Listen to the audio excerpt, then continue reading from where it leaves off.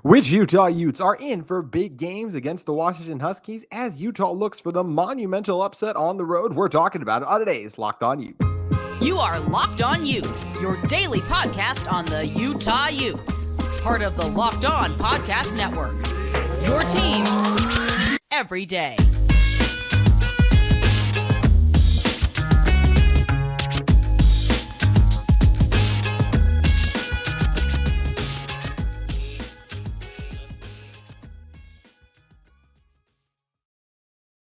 Hello, everyone, and thank you for making Locked On Utes your first listen every single day. We are available on all platforms, including YouTube and wherever you may get your podcast. If this is your first time joining our show, make sure you like and subscribe. Well over 2,100 subscribers now, so greatly appreciate all of you who continue to support our show and listen every day. Truly means the world to me, and I know everyone at the Locked On Network too, so we appreciate that greatly. Today's episode of Locked On Utes is brought to you by our friends at Jase Medical.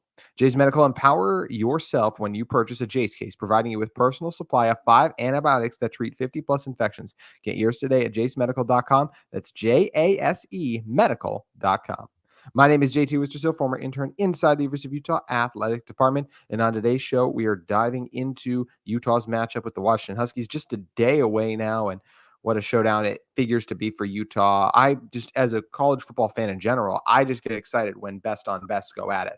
And the Utah defense taking on the Washington offense is that. And then when you're talking about the rest of the game in general, it's going to come down to, okay, Washington defense has been middle of the pack. Utah offense has obviously had their ups and downs this season. Which unit on that side of the ball is going to step up? And that is where I want to start, because as great as the matchup is between the Utah defense and the Washington offense, I think that Bryson Barnes has a chance here to just have another incredible performance. I think when we think back on what Bryson did against USC, it was incredible. And it was the kind of performance you needed out of him, where it was incredible for what he can do, right? It wasn't like an earth-shattering quarterback performance, but just what you needed to see out of Bryson with his legs in particular. He just made winning plays, so many winning plays throughout that game. And that's what he'll need to do against Washington. The game will not rest on his shoulders, but he could very well be one of the reasons if Utah does not emerge victorious, just like they didn't against Oregon. It was like, yeah, Bryson didn't play well, but the whole team didn't play well in that one. So Bryson needs to be on his A game, and I think he will be on his A game. I think he's ready to go in this one. I think when you look at this Huskies defense, as we've talked about this week on Locked On Utes,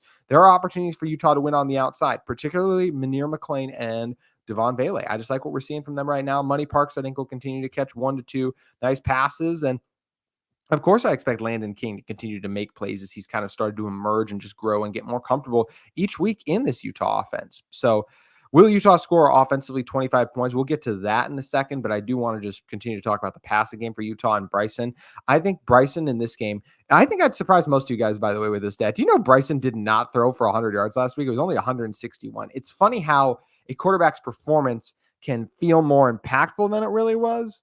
And then other times it can not feel impactful as the stats show. For example, I think Graham Mertz's throwing numbers weren't bad against Utah in the Florida game, but the Gators only mustered 10 points in that one. It was a massive. It might have even been less than that, actually. I'm trying to remember off the top of my head now, but like it was just a struggle. Graham Mertz and that offense did not play well, so that's something that obviously we remember. And it's like, oh, the stats look like he played better than he did. Same thing with Bryson last week. It's like, oh, he had 4 touchdown passes. He might have played his best game as a Utah Ute, but he didn't even throw for over 200 yards. That's where it's surprising the stats can be misleading. But I do think Bryson goes over 200 in the Washington game.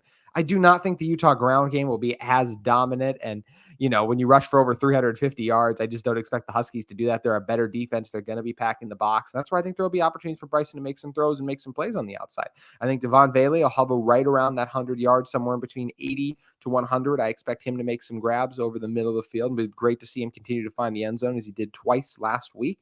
Mentioned Munir McClain too. He's a guy I would love to continue to see involved in this offense. And I think Munir McClain has somewhere in between 50 to 70 receiving yards, and then would love to see a big play impact, whether it's Mikey Matthews taking a screen or just a quick little throw 20 yards, or maybe, Sione Vaki, what he's meant to this team in the passing game, because I do expect him to emerge once again in this game. I think you just rested him against Arizona State because of how favorable the matchup was for Utah in that contest. And then Money Parks, I'd love to see Money Parks have like either 2 plays of 20 yards or a big 40-yard catch. I mean, it's been a while. His best play of the season was probably week 1, the very first play when him and Bryson connected on that huge 70-yard pass play. I'm not demanding a 70-yard pass play, but I would love to see a big play for Utah. And I think they need a big play like that if you want to keep pace with an elite Washington offense. The Utah defense is going to do their best, but it's not like Utah is going to hold Washington under 14 points. This is an offense that all season Washington has scored over 40 several times, nearly every time. I think the exception of that being the Oregon game. And obviously they had the fluke games like the Arizona State game, but we've talked about it before, even on yesterday's show with Roman of Washington Huskies, how that was kind of a weird performance because of the flu aspects and all the things that go into that. So I do think that Bryson throws for over 200 yards. I think his receivers all get involved. Also for Landon King, I'll give Landon a shot to get somewhere in between that. I could see it being, 4 catches for like 30 to 40 yards, but there are a lot of big ones, like multiple third down conversions, maybe a touchdown or 2. I think Landon King's that kind of guy who's capable of making a couple of big plays and big grabs each game, and he's ready for this moment. I expect him to step up against Washington. Now, as for the Utah ground game, I think the Utah offensive line and the Washington defensive line is a great matchup. In terms of the pass rush for Washington, they have the edge over this Utah offensive line. But that's where you leave tight ends in, you leave running backs in, you chip on these elite pass rushers like Trice and Zion, I think is the other one's name I just blanked on, but he was really good against Arizona State last week. So you got to be ready to go against those guys too. Utah will have some success running the ball against Washington. Their run defense isn't great, but also, because they do have some guy playmakers on defensively or capable of stepping up, there's going to be times where Utah gets tackled for a 2-yard loss, and then you're in 2nd and 12, and then it's, oh no, Bryson, you got to do your thing. They will run the ball. I can definitely see drives where they'll run the ball 2 consecutive times and get a first down, like Andy Ludwig and Kyle Whittingham love to do. That's their favorite offensive play when they can't do that. But it's going to be tougher on the ground this week because of the quality of the Washington defense is improved, despite those stats being middle of the pack. But I do like if Utah can get their push offensive line wise to the 2nd level, that's where I like some of those rushing lanes to be opened up. So I'm going to say Jaquindon does not eclipse 100 in this game. I think he'll get close. I think he'll be in the 80s. And I think Sione Vaki has 60 yards rushing. So I think the combination of them will look good on the stat sheet. And Jalen Glover will have a nice run or 2 in this contest as well. So I think feeling good about the Utah ground game here. And I think that Utah, because of Jaquindon and Sione's ability to make defenders miss tackle-wise, Utah will still be able to have success on the ground. They will not dominate on the ground, but the best defense for Utah is going to be if their offense can run the ball and keep Michael Penix and that Washington offense on the sideline and allow Utah's defense to rest so that they can stay fresh each play, because you need to be at your best when you're trying to stop an elite offense. And Washington's offense is the definition of elite, one of the best in college football. So really excited about the opportunity that Andy Ludwig and his squad have coming up here. I'm excited to see the game plan that Andy Ludwig comes up with to try to run the ball, control the clock, and when he's put in those disadvantageous situations, what's he going to do with Bryson Barnes? Is Bryson going to step up? Is he going to make the big time throws? He's shown that ability. And I should have mentioned this also with Bryson too. I think he will have somewhere in between 20 to 45 rushing yards. I feel like he's going to make a couple of nice plays with his legs as he continues to do each week. He'll get sacked, so that's where some of the rushing statistics will get thrown off a little there. But I do expect Bryson to make some plays in his legs, which will be very welcome for this Utah offense as they're going to try to score over 25. And while I don't think they're going to score over 25, for those of you who watched yesterday's episode, you do know I still think Utah is going to win this game, even as unlikely as it may be. And one of the big reasons I do think Utah is going to win this game is because I think the defense is going to have an outstanding game inside Husky Stadium. We're going to be talking about just what I see in store for the Utah defense against a Heisman candidate, Michael Penix, elite receivers, Kalen DeBoer's impressive offense in one moment. But first, I want to talk to you guys about one of the sponsors of today's episode of Locked On Utes. It's eBay Motors. Passion, drive, and patience. What brings home the winning trophy is also what keeps your ride or die alive. eBay Motors has everything you need to maintain your vehicle and level it up to peak performance, from superchargers, roof racks, exhaust kits, LED headlights, and more. Whether you're into speed, power, or style, eBay Motors has got you covered. They have over 122 million parts for your number one ride or die. You always find exactly what you're looking for, and with eBay Guaranteed Fit, your part is guaranteed to fit your ride every time or your money back. Because with eBay Motors, you're burning rubber, not cash. With all the parts you need at the prices you want, it's easy to turn your car into the MVP and bring home that win. Keep your ride or die alive at ebaymotors.com. Eligible items only. Exclusions apply. eBay Guaranteed Fit. Only available to U.S. customers.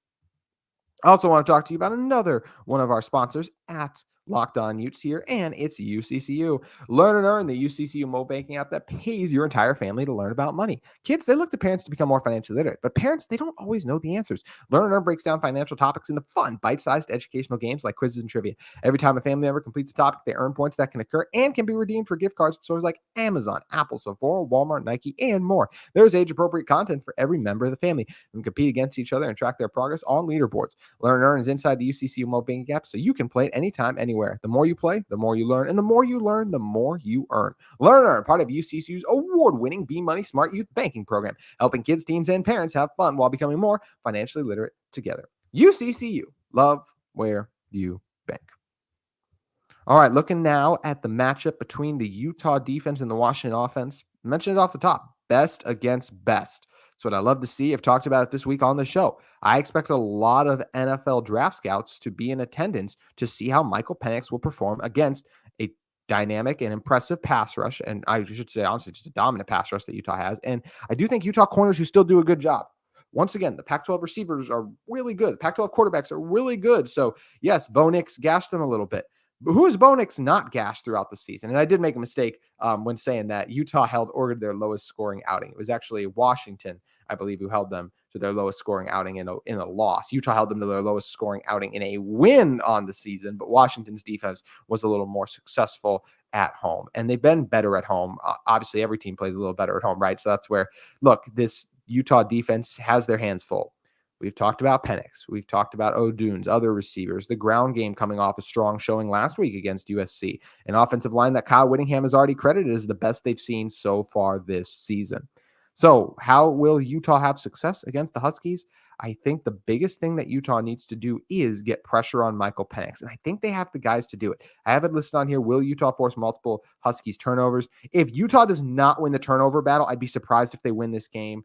Just when you compare the two teams, you know, Washington's offense being in such a high class, the Utah defense being good, but I might feel even a little better about the Washington defense than I do the Utah offense, even though I do think there's matchups and opportunities for the Utah offense to have success. And once again, I predicted Utah to win 24-23. So it's not like I think Utah's marching up and down the field a ton. And I think a couple of those touchdowns are going to be set up off the turnovers. I'm going to predict who I think is going to have those turnovers in just a second here. But that's where I think the Utah offense will need help from this Utah defense, because there is going to be times where Jack Bomeister is going to be on the field quite frequently booting the ball, because Utah won't be able to maintain those drives. They haven't been able to really all season if you against the best teams, right? Against Oregon, you only muster 6 points. Even against USC, impressive showing, right? But you, once again, also you muster under 30 points in that one too. So that's where in the 20s feels right to me for what Utah will do offensively. But for the Utah defense, I think the pass rush is going to get home a couple times pressure-wise. I don't know how many sacks. So I'll go 2 sacks. Utah will get 2 sacks in this one. One of them, of course, by Jonah Elliss. And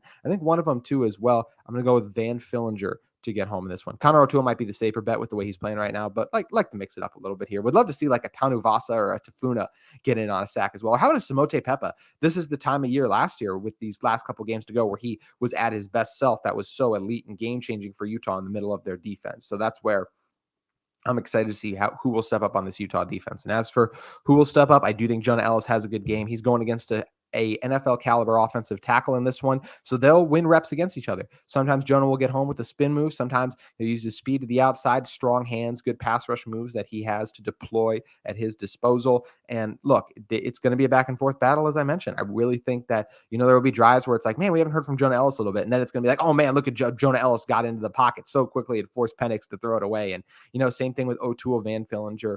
But Utah's pass rush is too good just to allow Penix to have all day to throw back there. So that's where I do think that they'll have some success getting home and getting after him.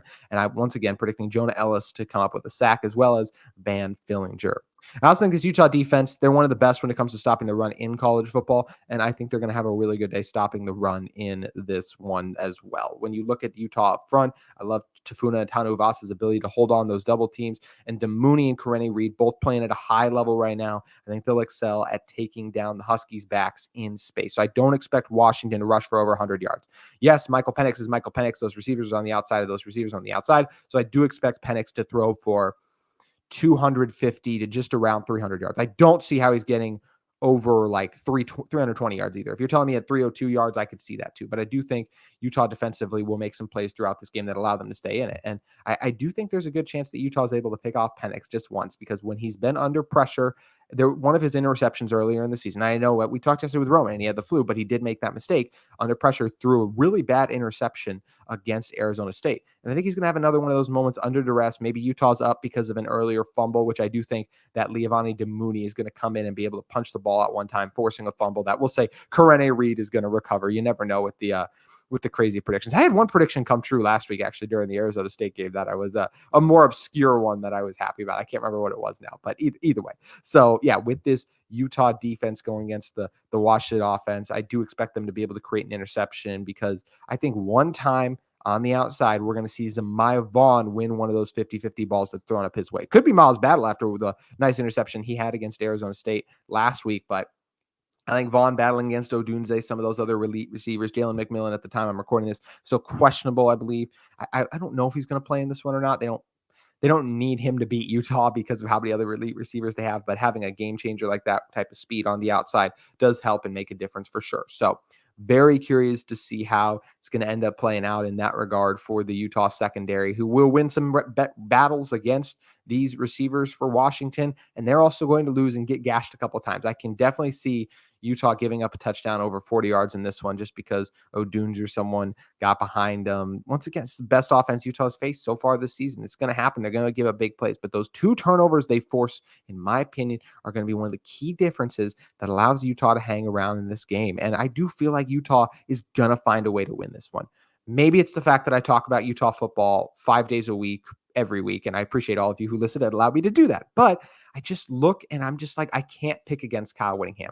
Logically, probably should. Washington is the better team on paper, as we mentioned, but I just look at this Utah defense and the playmakers, and they've already come up with one huge road win. We've seen a Washington team that did show some signs of weakness against Stanford and Arizona State. And I said they get up for big games, so I don't expect them to come out flat against Utah, but all it takes is a couple turnovers and, another strong game plan by Utah. And I do think that they're going to find a way to emerge victorious in this one, because that's kind of what they've done all season. Yes, Oregon did not go well and did not go their way, and there is a chance that the Huskies beat Utah badly, but I don't feel like it's a likely chance they beat Utah badly. They should win the game, but so should USC have.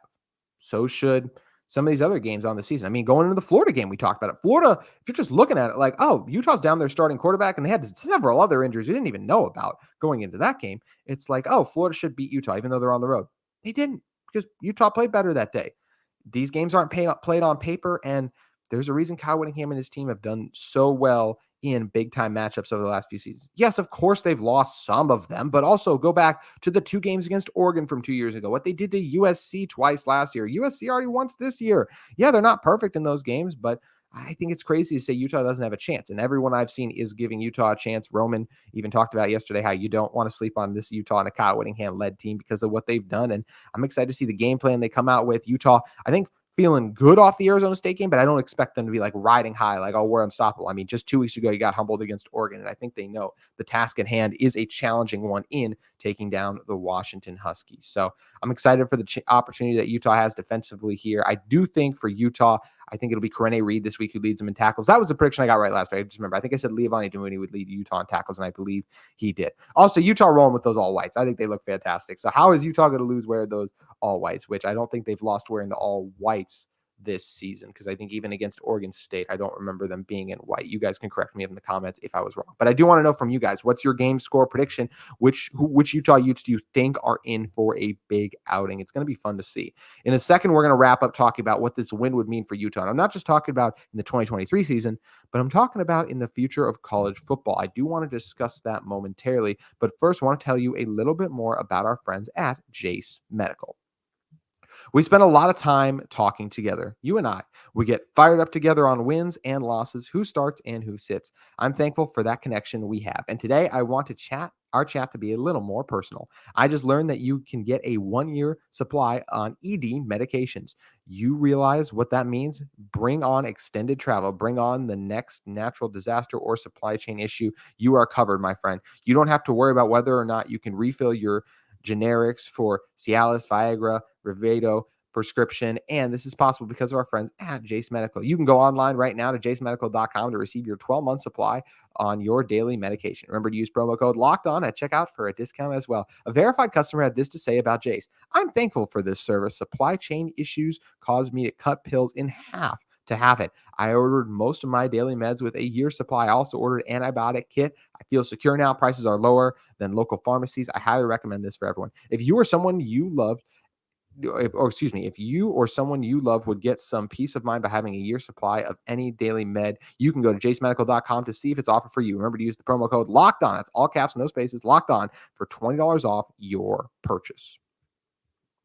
Alrighty, coming in to wrap this one up, talking about Utah and how I think they're going to, what it would mean for their team if they just get a win against Washington. It's going to be very challenging to do so. And yes, I'm sticking with my 24-23 prediction. I think it's kind of one of those weird, crazy games where those 2 turnovers for Utah. Utah will score touchdowns on those short drives. They'll get another touchdown at some point throughout the game. And, a big late field goal from Cole Becker is going to be big. I don't think it'll be a walk-off like Becker did against USC, but I do think we'll see a big kick from Cole Becker in Husky Stadium that helps turn the tide in Utah's favor late in this one.